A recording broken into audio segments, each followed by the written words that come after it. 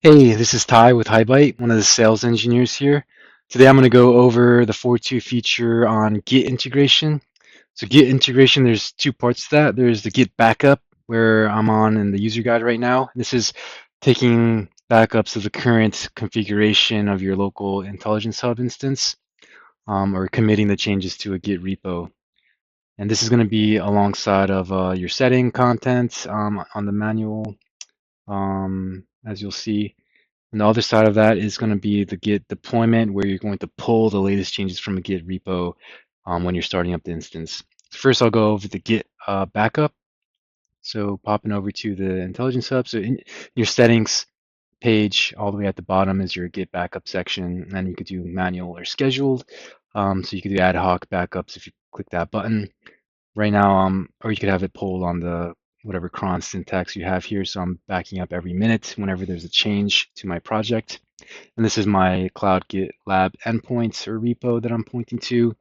And I have my authentication and personal access token and the name of the deployment file. Oh, and the branch that you can specify, which is going to be useful if you're trying to maybe have a different version published to a different branch instead of just publishing the main or master. So if I click back up, this should land. So that just backed up. So hopping over to my GitLab, and it's just published a minute ago. Was that right now? Essentially, if there's no changes to the project, even if I commit, it's not going to update because it's going to commit. So you're not going to just constantly have the same and unchanged data commit over and over and over again. So I think that's pretty straightforward. Just backing it up. On the flip side to that is the Git deployment, where you're going to pull contents, project contents from a repo, right? So that's in a different section of the user guide. Alongside the application settings, there's a new section called Git integration. There's an example you can look at. So there's a new file associated to it also, which is going to be called like deployment settings.json.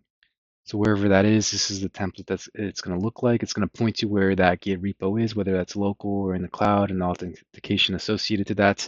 There can be multiple repos also in that array, and then the fragments is how you're going to specify what you want to pull out of those config files. So you don't have to pull the whole thing, right? Maybe you just want to pull the latest model changes. Maybe you want to pull a new use case. Maybe, and you can specify the branch also. So maybe with the refs. So maybe you want to pull from just the a different version of that repo, perhaps. And it's not just Git. You can pull from a local file path also, which might be helpful with managing your secrets, because everyone's gonna have their own secrets. The external secrets is probably gonna become useful here because it'll just be aliased secrets instead of having the actual encryption in the project file. And we have a new knowledge base content, which is probably the best thing to go through to get acclimated to how this functions. I believe this was written by Aaron. So in here, there's Aaron's Git link here. I have open his GitHub. So he has a couple examples, including the office hour repo that he went over. So for this content, there's a single project. There's an example of a deployment file here, which is simple enough. It's pointing to this repo and just pulling the whole the motor JSONs project file here. So so in my project here, you can see I have tons of stuff in here. It's whatever I have locally loaded. So I'll tear that down.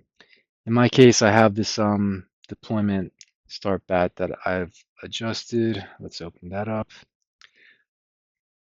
The start bat has a couple, empty parameters you can set at the top here. So I just populated this with my Java options, so whatever is existing, plus the new deployment file argument, and I just put in the path, the full path to my deployment settings file, which is here.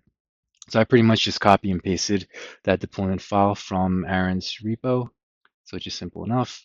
So now if I should have already clicked it, but I have my deployment file, so I'll double click that. So that'll pull from the repo. So you'll see it'll overwrite anything that I had locally saved.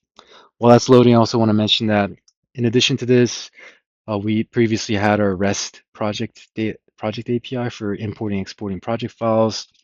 We also had our central config for remoting in from central node to edge nodes and doing the compare and sync that way. Otherwise, you just have to manage the project file in your app data directory. So for customers who already have this Git DevOps toolchain in their infrastructure, this is going to pair in nicely with managing versions and projects and scaling out the deployment across their many instances of Intelligence Hub they might have. So they should be pulling up any second now. I don't know why sometimes it takes longer than other times.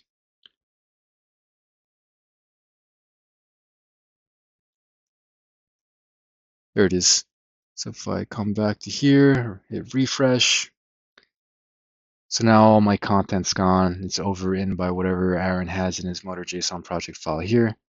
So that's a quick run through of the Git integration topic. So try it out. Let us know any questions. You might get stuck on some of the syntax for the new file.